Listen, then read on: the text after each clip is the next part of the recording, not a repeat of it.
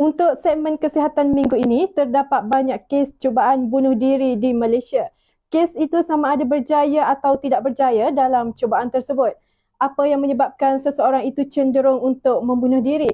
Yang merisaukan adalah dalam kalangan remaja.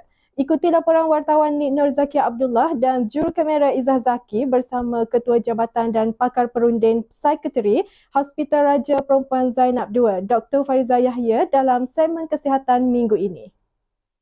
Menurut Dr. Fariza dari Jabatan Psikiatri dan Kesihatan Mental HRPZ2, kebanyakan golongan remaja yang terlibat dalam cubaan bunuh diri juga mungkin disebabkan tekanan ketika wabak COVID-19 kerana tidak boleh memberi sepenuh tumpuan sepanjang kelas secara atas talian.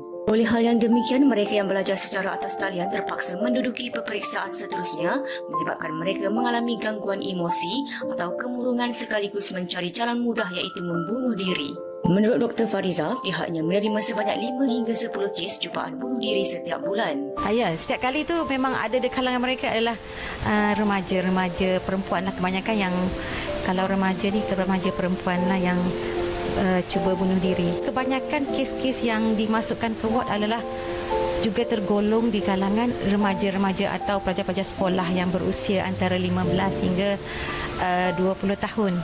Kebanyakan mereka berkaitan dengan kemurungan yang disebabkan oleh kemungkinan masalah rumah tangga, putus cinta, masalah pembelajaran dan sebagainya. Menurutnya, kebanyakan remaja cuba membunuh diri dengan menggelar tangan, terjun ke dalam sungai dan juga cuba minum racun. Katanya kadar kes bunuh diri di Malaysia meningkat berkemungkinan akibat wabak COVID-19 melanda negara ketika itu. Ramai orang terkesan dengan kehilangan pekerjaan, kehilangan sumber pendapatan dan juga kehilangan ahli-ahli keluarga akibat COVID yang sangat mendadak. Jadi memang pada tahun 2021 terdapat peningkatan kes yang hampir separuh, hampir 2 kali ganda berbanding pada tahun sebelumnya. Jadi mungkin pada tahun 2021 ianya berkait rapat dengan wabak COVID. Sementara itu, menurut Dr. Fariza, golongan perempuan lebih cenderung membunuh diri tetapi lelaki lebih berjaya dalam cubaan itu. Dia berbeza dari segi statistik lelaki dan perempuan. Lelaki berjaya bunuh diri lebih ramai, 3 kali ganda daripada perempuan sebab metod mereka bunuh diri adalah mereka menggunakan metod yang lebih fatal ataupun selalunya kalau keinginan untuk bunuh diri lelaki mereka gunakan metod yang akan berkesan untuk mereka berjaya membunuh diri. Kaum lelaki lebih ramai berjaya bunuh diri iaitu 3 kali ganda berbanding dengan perempuan. Tetapi perbuatan membunuh diri lebih ramai di kalangan wanita iaitu 3 hingga 4 kali lebih daripada lelaki. Tapi perempuan selalunya menggunakan metod yang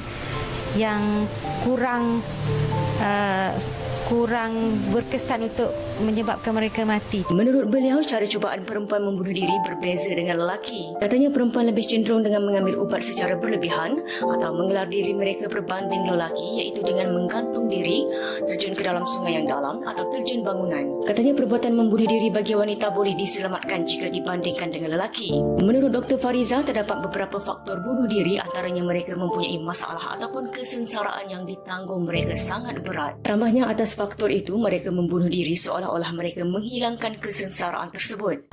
Membunuh diri ni umpama permanent solution to a temporary problem. Maknanya mereka mengalami masalah. Sebenarnya masalah yang mereka alami itu kita boleh selesaikan. Tapi mereka mengambil jalan untuk menyelesaikan secara permanent.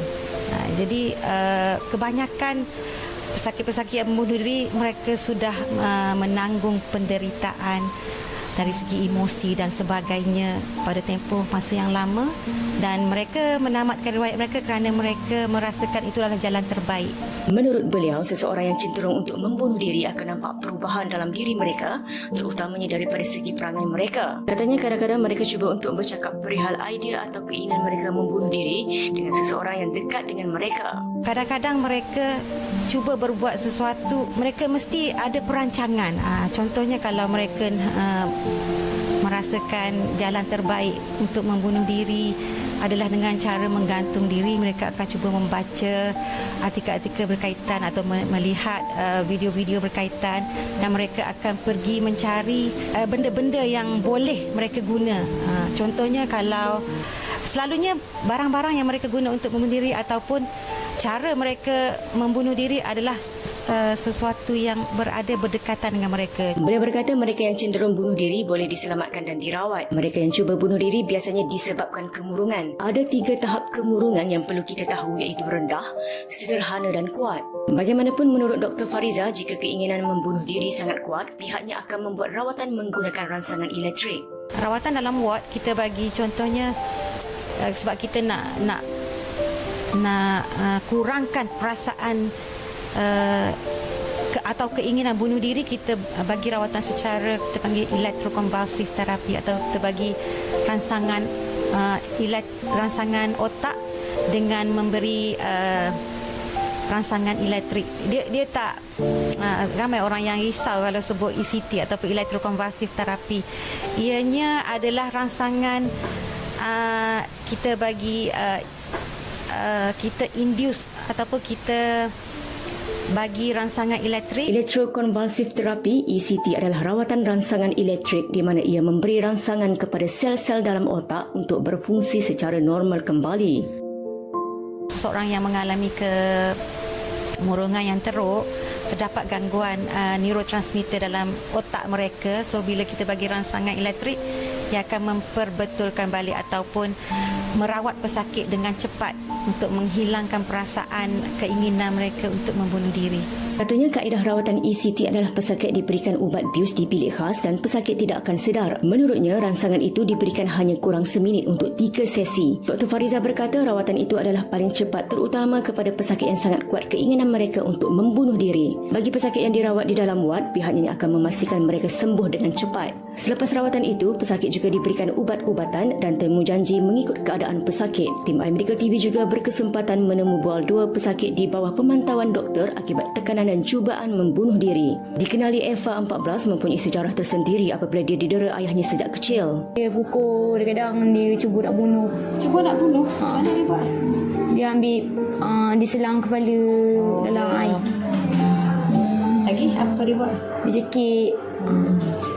So, bila start jadi serabut, jadi stres?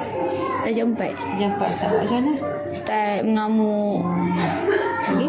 Lepas tu start bakar rumah. Eva berkata dia dimasukkan ke hospital disebabkan cubaan membunuh diri dengan terjun ke dalam sungai. Tetapi nasibnya baik apabila diselamatkan orang awam dan diserahkan ke balai polis sebelum dihantar ke hospital untuk rawatan lanjut.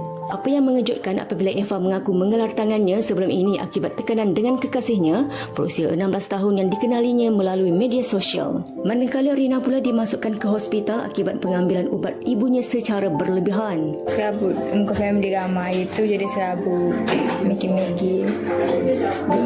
Depressed lah. Lepas tu maki ubat ma. Mai sini. Lepas tu ubat ma? Maksudnya ubat ma tu ubat gini makan? Ubat. Macam mana kau ada tinggi tu kah? Lepas tu jadi maki ubat tu jadi kan maki ubat tu? Pening. Lepas tu nak tidur. Rina berkata pada malam dia mengambil ubat tersebut, dia juga mengelar tangannya atas alasan serabut dengan keluarga dan kawan-kawan. Bagi anda di luar sana yang cenderung untuk bertindak dalam cubaan bunuh diri, fikirlah sedalamnya untuk orang yang anda sayang. Duduk dan berbincanglah dengan mereka agar masalah yang anda hadapi dapat diselesaikan dengan cara yang lebih baik. Nik Nur Zakia Abdullah, iMedical TV.